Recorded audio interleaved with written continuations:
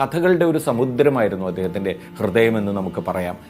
തൊട്ടടുത്തുള്ള മനുഷ്യരെ, ചുറ്റുവട്ടവുമുള്ള ആളുകളെയൊക്കെ തന്നെ തൻ്റെ കഥകളിലേക്കും അതുപോലെ തന്നെ ഓർമ്മകളിൽ നിന്നും ബാല്യത്തിൽ നിന്നുമൊക്കെയുള്ള കാര്യങ്ങൾ അദ്ദേഹത്തിൻ്റെ കഥകളിലേക്കൊക്കെ കടന്നു വരുന്നു.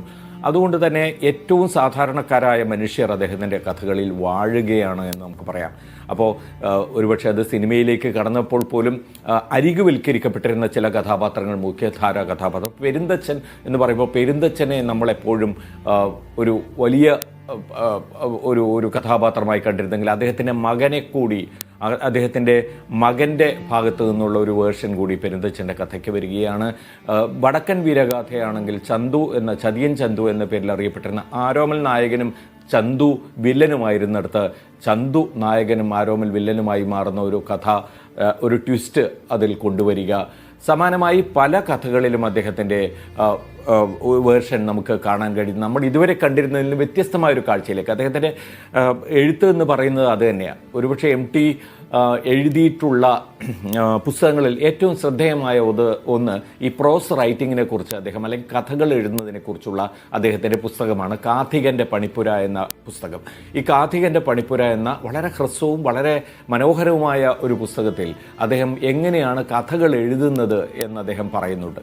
കഥകൾ എങ്ങനെയാണ് അദ്ദേഹത്തിൻ്റെ പണിശാലയിൽ രൂപപ്പെടുന്നത് എന്നത്, പണിപ്പുരയിൽ എങ്ങനെയാണ് രൂപപ്പെടുന്നത് എന്ന് പറയുന്നുണ്ട്. ഏത് കൊച്ചുകുട്ടിക്കും വായിച്ച് മനസ്സിലാക്കാൻ കഴിയുന്ന തരത്തിലുള്ള ലളിത മനോഹരമായ ഒരു പ്രോസാണ് അദ്ദേഹം അതിലുപയോഗിച്ചിരിക്കുന്നത്. അതിലെങ്ങനെയാണ് ഇപ്പോൾ നമ്മുടെ സ്വപ്നങ്ങൾ, നമ്മളുടെ കണ്ടെത്തലുകൾ, അപ്പോൾ സ്ഥിരമായി നമ്മൾ കാണുന്ന ഒന്നിനെ എങ്ങനെയാണ് ഒരു കഥാകാരൻ്റെ കണ്ണിലൂടെ കാണുക എന്നതൊക്കെ അദ്ദേഹം വളരെ മനോഹരമായി തന്നെ പറയുന്നുണ്ട്. അപ്പോൾ അതാണ് അദ്ദേഹത്തിൻ്റെ സർഗശേഷിയെ ഉത്തേജിപ്പിച്ചത്, അതാണ് അദ്ദേഹത്തിൻ്റെ സർഗശേഷിയെ ഇത്രയധികം മലയാളികളുടെ ഹൃദയത്തിലേക്ക് ആവാഹിക്കാൻ കാരണമായത് എന്ന് നമുക്ക് പറയാം. അപ്പോൾ നമുക്കറിയാം, വളരെ ഹ്രസ്വമായ വാചകങ്ങളിലൂടെ അദ്ദേഹം നടത്തിയ ചില കാര്യങ്ങൾ. ഇപ്പോൾ ഏറ്റവും അധികം ഓർമ്മിക്കപ്പെടുന്ന അദ്ദേഹത്തിൻ്റെ ഒരു പ്രയോഗമാണ് വരും വരാതിരിക്കില്ല എന്ന്. നമ്മൾ മഞ്ഞിൽ വിമല ടീച്ചറുടെ കാത്തിരിപ്പിൻ്റെ ആഴം, അല്ലെങ്കിൽ അതിൻ്റെ ശക്തി തെളിയിക്കപ്പെട്ട വാചകമാണിത്. വരും വരാതിരിക്കില്ല. ആ കാത്തിരിപ്പിന് എന്തെങ്കിലും ഒരു അർത്ഥമുണ്ടോ എന്ന് ചോദിച്ചു കഴിഞ്ഞാൽ പ്രതീക്ഷയുടെ അർത്ഥം മാത്രമേ അവരുടെ കാത്തിരിപ്പിനുള്ള. പ്രതീക്ഷയുടെ അർത്ഥം നൽകുന്ന രണ്ട് വാക്കുകൊണ്ട് അദ്ദേഹം രചിച്ചത് ഒരു മഹാകഥയാണ് എന്ന് നമുക്കറിയാം. അപ്പോൾ ആ നിലയിലാണ് MT എല്ലാ കാലത്തും MTയുടെ എഴുത്തിൻ്റെ പ്രപഞ്ചങ്ങൾ നമുക്ക് കാട്ടിത്തന്നത്. അതിൽ ഒരു പുഞ്ചിരിയിൽ, ഒരു ചെറു പുഞ്ചിരിയിൽ അദ്ദേഹം ഒരു ആഘോഷത്തിൻ്റെ, അല്ലെങ്കിൽ ഒരു മഹാവിജയത്തിൻ്റെ, മഹാസന്തോഷത്തിൻ്റെ കടലൊളിപ്പിച്ചു. ഒരു തുള്ളി കണ്ണീരിൽ അദ്ദേഹം ഒരു ദുഃഖസാഗരം ഒളിപ്പിച്ചു. അപ്പം അങ്ങനെ ഒരു എഴുത്താണ് അദ്ദേഹത്തിൻ്റെ. ഒരു വാക്ക് മതി, വായിക്കാനൊന്നുമില്ല എന്ന് തുടങ്ങുന്ന മഞ്ഞ് എന്ന നോവൽ, വായിക്കാനൊന്നുമില്ല. അവിടെ ആരംഭിക്കുന്നു ആ ഒരു വിരസമായ ജീവിതത്തിൻ്റെ, അല്ലെങ്കിൽ മഞ്ഞ് പോലെ തണുത്തുറഞ്ഞ വിമലയുടെ ജീവിതത്തിൻ്റെ ഒരു പ്രപഞ്ചം എന്ന് നമ്മൾ കാണിയിട്ടുണ്ട്. അതുപോലെയാണ് അദ്ദേഹത്തിൻ്റെ ഏത് കൃതിക്കും നമുക്ക് എടുത്തു പറയാൻ കഴിയുന്ന ഓരോ പ്രത്യേകതകളുണ്ട്. രണ്ടാമൂഴം യഥാർത്ഥത്തിൽ അദ്ദേഹത്തിൻ്റെ കൃതികളിൽ ഏറ്റവും ക്ലാസിക് എന്ന് നമുക്ക് വിശേഷിപ്പിക്കാൻ കഴിയുന്ന രണ്ടാമൂഴം ഏറെ പ്രേക്ഷകർക്കറിയാം. അത് ഏറെ വായിക്കപ്പെട്ടതും ഏറെ ആസ്വദിക്കപ്പെട്ടതും അദ്ദേഹത്തിൻ്റെ വരികൾ കൊണ്ട് മാത്രമായിരുന്നില്ല, വിട്ടുപിരിഞ്ഞ നമ്മുടെ പ്രിയ ചിത്രകാരൻ നമ്പൂതിരിയുടെ വരകൾ കൊണ്ടുകൂടിയായിരുന്നു. കലാകൗമുദിയിൽ അത് അച്ചടിച്ച് വന്ന കാലത്തും പിന്നീട് പുസ്തകമായി പ്രസിദ്ധീകരിച്ച കാലത്തും ആ വരകൾ കൂടി ഉൾപ്പെടുന്നതായിരുന്നു അതിൻ്റെ ടോട്ടാലിറ്റി എന്ന് പറയുന്നത്. അപ്പോൾ അതിലൂടെ അദ്ദേഹം ചെയ്യാൻ കഴിഞ്ഞ, അതും ചെറിയ ചെറിയ വാക്കുകളിലൂടെ. ഭീമസേൻ എന്ന വലിയ ആകാരമുള്ള കഥാപാത്രം എന്തുമാത്രം നിഷ്കളങ്കതയാണ് ഉള്ളിൽ പേറുന്നത് എന്ന് നമ്മൾ മനസ്സിലാക്കിയത് രണ്ടാമൂഴം വായിക്കുമ്പോഴാണ്. അല്ലെങ്കിൽ നിഷ്കളങ്കനായ, അല്ലെങ്കിൽ അടുപ്പമുള്ളവർക്ക് വേണ്ടി ജീവൻ ത്യജിക്കാൻ, അല്ലെങ്കിൽ ഒരു എതിരാളിയെ തീർക്കാൻ ആഗ്രഹിക്കുന്ന ഒരു എതിരാളിയെ കിട്ടിയാൽ ആവേശം കൊള്ളുന്ന ഭീമനെ നമ്മൾ കാണുന്നത് രണ്ടാമൂഴത്തിലാണ്. അത് മഹാഭാരതത്തിൽ നമുക്ക് അതുപോലെ കാണാൻ കഴിയില്ല. മഹാഭാരതത്തിൽ 5 പേരിൽ ഒരാൾ മാത്രമാണ്. പക്ഷേ അതല്ല രണ്ടാമൂഴത്തിൽ. യുധിഷ്ഠിരൻ കഴിഞ്ഞാൽ തൊട്ട് താഴെ നിൽക്കുന്ന, എല്ലാറ്റിനും ധർമ്മരാജാവായ യുധിഷ്ഠിരൻ്റെ ഊഴം കഴിഞ്ഞ് മാത്രം എത്താൻ യോഗ്യതയുള്ള ഭീമനെ അദ്ദേഹം കാണുന്നത് അങ്ങനെയാണ്. എപ്പോഴും മൂന്നാമൂഴക്കാരനായ അർജുനൻ്റെ പിന്നിലായി പോകുന്നു.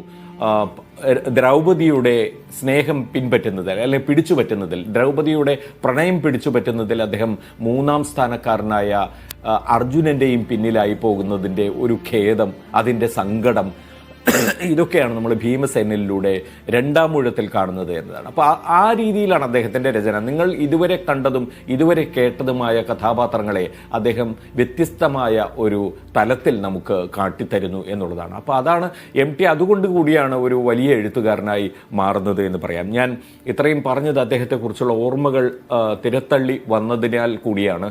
നമ്മളിപ്പോൾ കണ്ടുകൊണ്ടിരിക്കുന്നത്, പ്രേക്ഷകർ കാണുന്നത്, കോഴിക്കോട് അദ്ദേഹത്തിൻ്റെ കൊട്ടാരം റോഡിലുള്ള അദ്ദേഹത്തിൻ്റെ വസതിയായ സിത്താരയിൽ മനുഷ്യർ എത്തിക്കൊണ്ടിരിക്കുകയാണ്. അതിന് വലിപ്പച്ചെറുപ്പമില്ല, മനുഷ്യർ എത്തിക്കൊണ്ടിരിക്കുന്നു. ഇപ്പോൾ സംവിധായകനായ ഹരിഹരൻ്റെ സംവിധാനത്തിൽ അദ്ദേഹത്തിൻ്റെ തിരക്കഥകൾ ഏറെ നമുക്കറിയാം. ഒരു വടക്കൻ വീരഗാഥയാവട്ടെ, സർഗമാവട്ടെ, നക്ഷത്രങ്ങളാവട്ടെ, പഞ്ചാഗ്നി ആവട്ടെ, ഇതെല്ലാം ഹരിഹരൻ്റെ സംവിധാനത്തിലാണ് പുറത്തു വന്നത്. എല്ലാം തന്നെ മഹാഹിറ്റുകളായിരുന്നു. എന്തുകൊണ്ടാണ്? ഇപ്പം നമുക്കറിയാം, വലിയ മാസ സിനിമകൾ, ഒരു വട്ടേ സംഘട്ടനാത്മകമായ സിനിമകൾ, താരങ്ങളുടെ മൂല്യം കൊണ്ട് മാത്രം സംഘട്ടനമാകുന്ന അല്ലെങ്കിൽ സംഘട്ടനങ്ങളുടെയും മറ്റും ഒരു ഒരു ഒരു ഒരു ആകത്തുകയായി മാറുന്ന മാസ സിനിമകൾ വാഴുന്ന കാലത്ത് MTയുടെ രചനകൾ അതേ പ്രേക്ഷകരെ ആകർഷിച്ചത് എങ്ങനെയാണ്? അതാണ് അതിലെ ഒരു വലിയ ചോദ്യമെന്ന് നമ്മൾ കാണേണ്ടത്. അതേ പ്രേക്ഷകരെ തന്നെ തിയേറ്ററിൽ എത്തിക്കാൻ MTയുടെ രചനകൾക്ക് കഴിഞ്ഞു. ഇപ്പോൾ അദ്ദേഹം മാസ് സിനിമകൾ ചെയ്തിട്ടുണ്ട്, അല്ലെങ്കിൽ വളരെ കമേഴ്സ്യൽ വാല്യൂ മാത്രമുള്ള സിനിമകളും അദ്ദേഹം എഴുതിയിട്ടുണ്ട്. പക്ഷേ അപ്പോഴും അദ്ദേഹത്തിൻ്റെതായ ഒരു വാചകമോ അദ്ദേഹത്തിൻ്റെതായ ഒരു രചനാ രീതിയോ അതിൽ കടന്നു വരും. അതേ കഥാപാത്രങ്ങൾ തന്നെ. ഒരുപക്ഷെ ജോഷിയുടെ സിനിമയിൽ വീരസ്യം പറയുന്ന അതേ കഥാപാത്രം തന്നെ അതേ വീരസ്യം MT പറയുമ്പോഴുള്ള ഒരു വ്യത്യാസത്തോടുകൂടി തന്നെ പ്രത്യക്ഷപ്പെടുന്നു എന്നതാണ് പ്രേക്ഷകരെ എപ്പോഴും അദ്ദേഹത്തിനൊപ്പം എത്തിച്ചത്. മലയാളിയുടെ മനസ്സ് അല്ലെങ്കിൽ ഹൃദയത്തിൽ തൊടാൻ അദ്ദേഹത്തിന് കഴിഞ്ഞിരുന്നു. ആ കഥാപാത്രങ്ങളിലൂടെയൊക്കെ തന്നെ ഹൃദയത്തിൽ തൊടാൻ. ഇപ്പോൾ അമൃതൻ ഗമയ എന്ന മോഹൻലാലിൻ്റെ കഥാപാത്രം, അല്ലെങ്കിൽ മോഹൻലാൽ തന്നെ പഞ്ചാഗ്നിയിൽ അവതരിപ്പിച്ച കഥാപാത്രം, ഒരു പത്രപ്രവർത്തകൻ എന്ന നിലയിലുള്ള കഥാപാത്രം, അതൊക്കെ മോഹൻലാലിനെ സംബന്ധിച്ചിടത്തോളം അദ്ദേഹത്തിൻ്റെ കരിയറിലെ തന്നെ എക്കാലവും ഓർമ്മിക്കപ്പെടുന്ന കഥാപാത്രമാണ്. അമൃതൻ ഗമയിലെ ഡോക്ടർ നമുക്കറിയാം എന്തുമാത്രം ഹൃദയവേദനയാണ് ആ കഥാപാത്രം പുറത്തു കൊണ്ടുവരുന്നത് എന്ന് നമുക്കറിയാം. അത് എത്ര മനോഹരമായി മോഹൻലാലിനെ അവതരിപ്പിക്കാൻ കഴിഞ്ഞു. പഞ്ചാഗ്നിയിലെ പത്രപ്രവർത്തകൻ, പിന്നെ ഒരുപക്ഷെ ഒരു തീവ്ര സംഘടനയിൽപ്പെട്ട ഒരു പോരാളിയുടെ, ഒരു നായികയുടെ കൂടെ നിന്ന് സഞ്ചരിക്കുന്ന ഒരു പത്രപ്രവർത്തകൻ്റെ വേഷം, ഇങ്ങനെ MT സൃഷ്ടിച്ച കഥാപാത്രങ്ങൾ, MT തന്നെ സൃഷ്ടിച്ച കഥാപാത്രങ്ങളിലേക്കാണ് ഈ താരങ്ങളെ കൊണ്ടുപോകുന്നത്.